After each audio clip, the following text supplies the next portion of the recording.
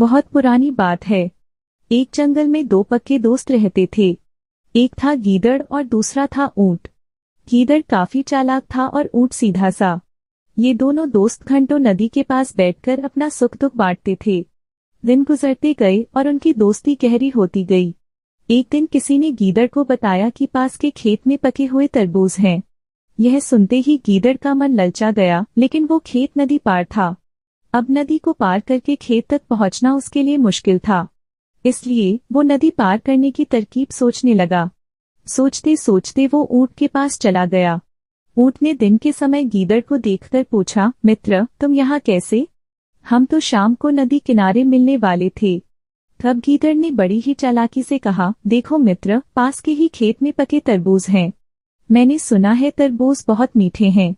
तुम उन्हें खाकर खुश हो जाओगे, इसलिए तुम्हें बताने चला आया। ऊंट को तरबूज काफी पसंद था।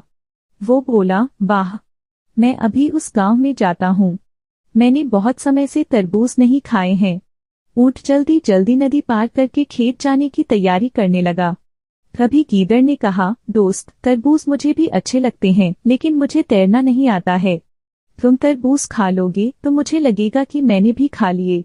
तभी ऊंट बोला, तुम चिंता मत करो, मैं तुम्हें अपनी पीठ पर बैठाकर नदी पार करवाऊंगा। फिर साथ में मिलकर तरबूज खाएंगे। ऊंट ने जैसा कहा था वैसा ही किया। खेत में पहुंचकर गीदड़ ने मन भरकर तरबूज खाए और खुश हो गया। खुशी के मारे वो जोर जोर से आवाजें निकालने लगा। तभी ऊंट ने कहा, तुम शोर मत मचाओ, लेकिन वो माना नहीं। गीदड़ की आवाज सुनकर किसान डंडे लेकर खेत के पास आ गए। गीदड़ चालाक था, इसलिए जल्दी से पेड़ों के पीछे छुप गया। ऊंट का शरीर बड़ा था, इसलिए वो छुप नहीं पाया। किसानों ने गुस्से के मारे उसे बहुत मारा। किसी तरह अपनी जान बचाते हुए ऊंट खेत के बाहर निकला। तभी पेड़ के पीछे छुपा गीदड़ बाहर आ गया। गीदड़ को देखकर ऊंट ने गुस्से में पूछा, तुम क्यों इस तरह चिल्ला रहे थे? गीदड़ ने कहा कि मुझे खाने के बाद चिल्लाने की आदत है, तभी मेरा खाना पचता है। इस जवाब को सुनकर ऊंट को और गुस्सा आ गया। फिर भी वो चुपचाप नदी की ओर बढ़ने लगा। नदी के पास पहुंचकर उसने अपनी पीठ पर गीदड़ को बैठा लिया। इधर ऊंट को मार पड़ने से मन ही मन गीदड़ खुश हो रहा था। उधर नदी के बीच में पहुंचकर ऊंट ने नदी में डुबकी लगानी शुरू कर दी। गीदड़ डर गया और बोलने लगा, यह क्या कर रहे हो?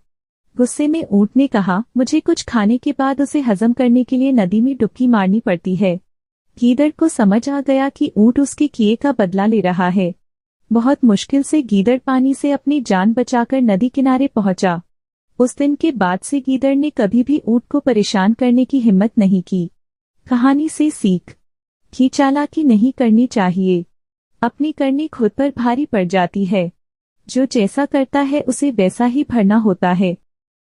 कहानी अच्छी लगी हो तो वीडियो को लाइक करें, शेयर करें, कमेंट करें और हमारी कहानी आप तक पहुंचे इसलिए चैनल को सब्सक्राइब करें और बेल आइकन को दबाना ना भूलें। कहानी को सुनने के लिए धन्यवाद।